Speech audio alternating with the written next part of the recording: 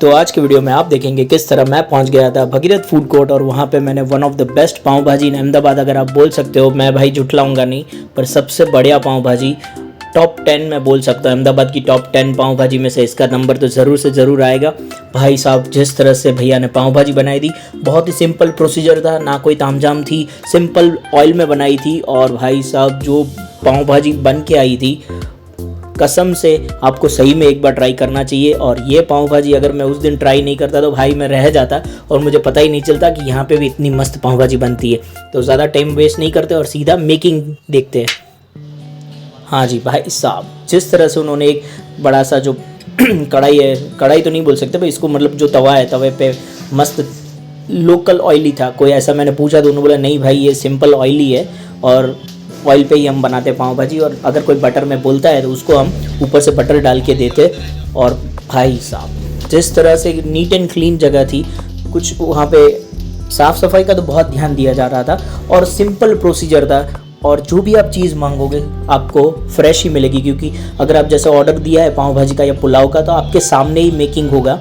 और ऐसा नहीं कि उन्होंने ऑलरेडी थोड़ा बहुत वो बना के रखा है और फिर उसको गर्म करके दे दिया, नहीं भाई, यहाँ पे सब कुछ फ्रेश मिलता है और सब कुछ आपके सामने बनता है।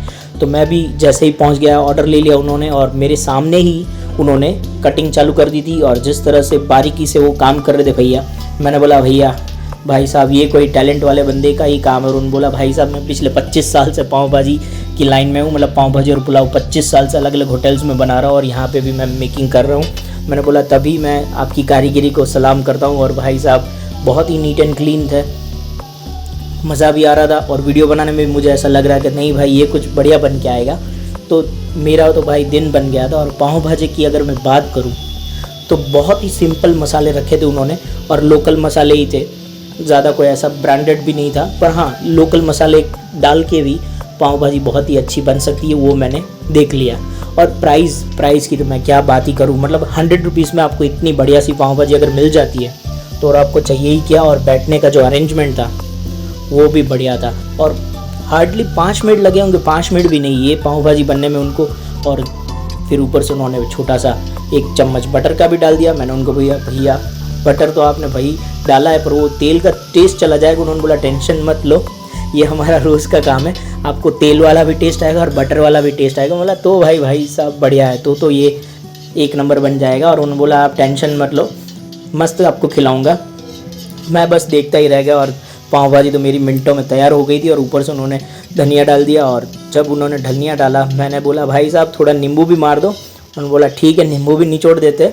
और फिर मेरी प्लेट सज गई थी।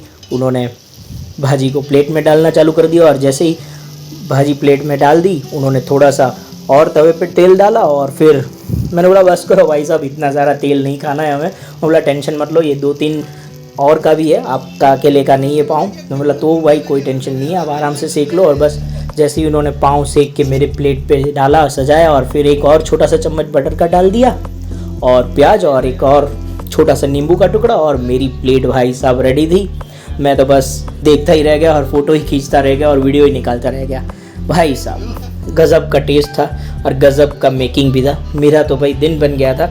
आप बताइए आपको ये मेकिंग कैसा लगा? अगर अच्छा लगा तो भाई टाइम बर्बाद मत कीजिए, अहमदाबाद में ही है, गोता ब्रिज जो है उतरोगे और उसके जस्ट लेफ्ट हैंड साइड पे ही आपको मिल जाएगा भगीरथ फूड कोर्ट।